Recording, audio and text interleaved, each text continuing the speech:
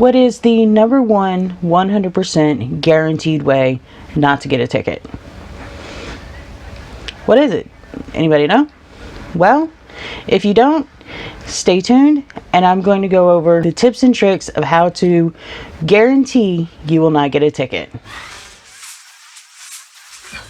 Hello everyone and welcome back to my channel. And for those of you who are new here, my name is Jennifer Etherton. I am the founder, notary public and loan signing agent for Moonlight Mobile Notary here in Fishers, Indiana. I drop videos every Sunday, so if you enjoy this content and want to know more, hit the subscribe button and don't forget the notification bell so you are alerted every time I upload a new video. And those of you who enjoy this content, don't forget to hit the thumbs up. It really does help out the channel. Now, this video is going to be very different than from what I normally do because I want to talk to you about an unforeseen side effect of what I do for a living. For those of you who don't know what a mobile notary and loan signing agent actually does, is we go to the client instead of the client coming to us. And in doing so, I drive between 300 to 1,000 miles per week. How can I guarantee these tips will be 100% effective in avoiding tickets? Guaranteed not to get a ticket. Now, here are a couple of caveats to that. One, this is not avoiding tickets from electronic sources such as the cameras on top of stoplights. You run a stoplight, it's going to take your picture and mail you a ticket. In some jurisdictions, they also have those blinking radar signs. I don't know if they will actually send you a ticket or not. I don't press my luck. And this also will not work if you are in a jurisdiction where a police officer can run your license plate and can see if the registered owner has a warrant or not. And if you have a warrant, you're probably going to get pulled over. These 10 tips, the West Way, 100% guarantee you're not going to get a ticket from a flesh and blood police officer, is if they don't know you exist. They can't give you a ticket unless they pull you over. And yes, I'm going to pause here and let the laughter of most, or the eye rolls of most, commence. Go ahead. This list is going to be the top 10 tips to avoid being pulled over. They're not fancy, they're common sense, and they're the tips I use on a daily basis. So, at least for me, they work. I will be reading from notes because I want to do this in a linear motion. I don't want to be all over the place. But again, 99.99% of what my suggestions are free. 100% of them are common sense. The number one way to avoid being pulled over, to know where the cops are. Pretty simple. There are two apps that I know of. One is Google Maps and the other is Waze. I actually use Google Maps over Waze because I also use it for my navigation, and with satellite mode on, it tends to get me where I need to go faster and more efficiently. But one of the benefits of using either one of those apps is that it is crowdsourced. So people can go and they can report accidents, stuff in the road, and where police officers are sitting. You do get an alert that there's maybe a speed trap ahead, and you know to slow down. Those are both free. Most of them are preloaded on the phone. I don't know about Apple. I'm actually an Android user. Google Maps was preloaded onto my phone when I bought it. The number two tip is to keep your car in good repair. I drive a 2010 Jeep Wrangler Sahara. It's not brand new, but I keep it in good repair. I make sure all the lights work, including the license plate light. Okay, I don't have a license plate light, but definitely make sure that one works too. Make sure that none of the lights are cracked. I also make sure the muffler is not loud. Keep the muffler and the exhaust system in good repair.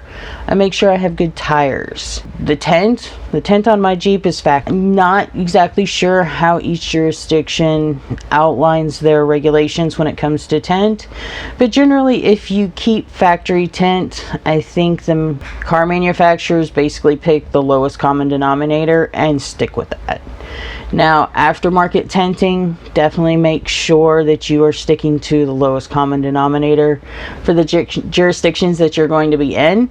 That will guarantee that you will not be pulled over. No illegal modifications. Obviously, having a blue light on top of your car might really tick off a police officer. Also, in some jurisdictions, you're not allowed to have lights underneath your car. Make sure that any modifications you do to your vehicle is legal. I mean, that's pretty simple. Make sure your car stays in good repair, and make sure that anything you do to it is legal and meets the requirements of a roadworthy vehicle. Number 3 is know your speed tolerances. It is a common misconception that any speeding whatsoever will automatically get you pulled over. In some areas that is true, but 99% of them, officers will give you a little bit of a cushion. Now, I have found on most surface streets, which are neighborhood streets, main roads, the tolerance is around 5 miles over the speed limit. You should be well within your cushion. On the interstate, they usually allow a little bit more. Here in Indiana, the interstate speed limits generally stay around 70 miles an hour. Closer to Indianapolis, they can be 55 and 65, but pretty much as long as you keep it under 80 miles an hour, you'll be fine. I have actually been passed like I'm standing still, doing 80, and a cop whizzed by me. So, you know, keep it under 80, 10 miles over the speed limit, you should be perfectly fine. But always know what those tolerances are. Now, there are some places, like very small towns, that may not have any tolerance at all, especially when you're going through, say, an historic downtown area. They may have a 0 tolerance for speeding, and you just need to know that. For the most part, though, police officers are not going to waste their time on 1 to 2 miles over the speed limit. They're normal people. They just want to get their job done. They want to do it to the best of their ability, but they also don't like their time being wasted. And if you pull over everybody doing 1 or 2 miles over the speed limit, that's all you're going to do all day. So it's not worth it for them, and it's not worth it for the courts either. Keep within your speed tolerances, know what they are. Just keep it to a dull roar, basically. Don't drive like a demon. Number 4 is pretty simple, and that's just use common sense. Absolutely use common sense when driving. Don't weave in and out of traffic. Don't dart around. Don't cut people off. Don't cut people off and stop. That is going to get you noticed. It's also going to tick off people. Learn how to drive respectfully. Don't be rude. It's not worth it. And especially in the terms of cutting people off, it could cause an accident. You could be hurt. Other people could be hurt. It's just not worth it. If you want to cut somebody off to make the very next turn, wait a few seconds, get behind them, and make the turn. Always use common sense and just be safe on the road. Remember, you're driving a 4,000 to 10,000 pound battering ram. We take that for granted. So definitely use common sense while driving. Always use your blinker. They come standard. They are on all vehicles. Just use your blinker. It's common courtesy, and you can actually be pulled over for not using your blinkers. Number 5, don't slam on your brakes. Now, if someone's stopping in front of you, obviously stop. Don't rear-end them. But what I'm talking about is don't slam on your brakes when you see a police officer. One, they can tell. Been doing this for more than 5 minutes. So number 1, they can tell. If you are going faster than you think you should, or you notice you're definitely in ticket range, just take your foot off the gas, pop it out of gear, let it just wind down, and for the most part you'll be fine, unless you're doing like 70 and a 35, and then you're gonna get pulled over. But yeah, for the most part, don't slam on your brakes. Don't let them see your brake lights unless you have a legitimate reason to stop. like a stop sign, or if there's an obstruction in the road. Number 6, it kind of actually ties into number 1, and that's just know where cops sit.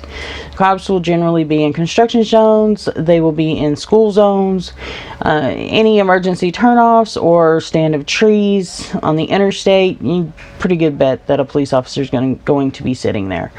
There are parking lots that cops like to frequent. Just always know the general areas where they sit, because once you figure out those patterns, less likely you're going to see them, or you will see them in enough time to slow down. Number 7, speeding. This goes in with speed tolerances.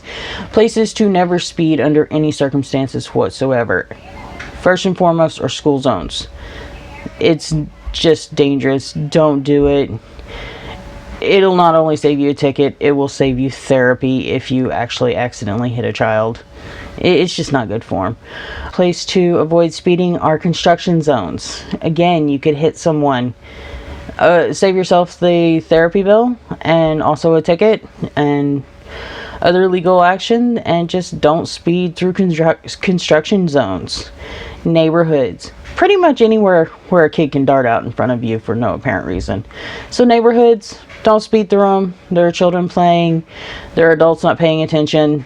It's just not good form. So don't speed through them. And around school buses. So while school buses are on the road, I consider them to be school zones. I don't know if the law does or not, but don't speed around them. Again, they're dropping children off. Definitely when a bus is stopped, don't pass them. That'll get you a ticket. That could actually carry a very large fine. So just don't do it. It's not good form. And, again, save yourself the therapy bill if you accidentally hit someone. Number 8, and this is actually one of my biggest pet peeves. Stay off your phone. If you're at a stoplight, don't text your mama and tell her the light's green. She'll figure it out when you get there. Stay off your phone. Don't drive distracted. Don't text and drive. If you have to look at your GPS, glance at it, and then go back to paying attention to the road. Also, don't hold your phone up to your ear. If you need to talk on your phone, get an earpiece. I have my earpiece here. It's standard. I think it cost me $150, if that. It's I don't know what it is. It's a Plantronics, I guess. But it's great. It's got great sound. It's Bluetooth. I just stick it on my ear. I half the time forget that it's on there. But it saves me if I have to talk to a client or even talk to a family member. I can, talk to them and not be distracted. So yeah, don't, if you're going to talk, do it hands-free. A lot of cars these days, they have Bluetooth in the car, so just take advantage of it, and pay attention to the road. That will cut down on accidents. It will cut down on the need to drive like a moron. It will just make everyone happier on the road. Number 9 is actually will cost you money. Keep your registration and your insurance valid. Some jurisdictions can actually tell whether or not you have insurance on your car. I remember when we lived in Massachusetts, your insurance was actually tied to your registration. So officers could tell whether or not your insurance was valid when they ran your tag. So yeah, definitely keep your registration, your tags, your driver's license. Keep that in all in good working order. Make sure it's not suspended or revoked for any reason. I don't know if police officers can tell if your actual driver's license is suspended by your license plate. I don't know if the technology is there yet or not. If anybody knows, definitely leave a comment below. I'm just not an authority on that situation. And number 10, avoid bars at closing time and avoid high drug areas anytime it's possible. Avoiding bars during closing time is pretty standard. You could be lumped in with drunk drivers, possible drunk drivers. Sometimes I work late at night, and sometimes I might turn around in a bar parking lot because I missed my turn. Well, in that sense, I'm actually risking being pulled over on suspicion of drunk driving, and I'm just turning around because I'm an idiot and I missed my turn. But most of the time, you're not going to be pulled over simply for leaving a bar, especially if you're over 21. As long as you're not driving or do not act impaired, for the most part, I think you're going to be left alone. Not so the case for high drug areas. Now, with my job, I do go to high drug areas from time to time, and I do go there at night. There are some very good people that live in depressed neighborhoods where, unfortunately, drugs can also be rampant. I am not going to punish those good people because of what their neighbors are doing, and it's just an unfortunate fact of my job. People in those areas, they need mortgages and they need notaries. So I'm not going to discriminate against them. So if you are in a high drug area, the key is to be boring, be forgettable. I try to not be noticeable, really. I follow all the laws. I don't speed. I also don't go overly slow. I try not to look suspicious. And because of what I'm doing, and I'm just getting off an appointment, it's pretty easy to prove what I was doing. So that's it. Those are the 10 tricks and tips I use to avoid being pulled over, which 100% guarantees me that a police officer is not going to give me a ticket because they don't know I exist. Be boring. Be invisible. Don't be on a police officer's radar. That is the key. So that's it. Again, my name is Jennifer Etherton with Moonlight Mobile Notary here in Fishers, Indiana. And if you enjoyed this content, give me a thumbs up. It really helps out the channel. I'll see you next Sunday.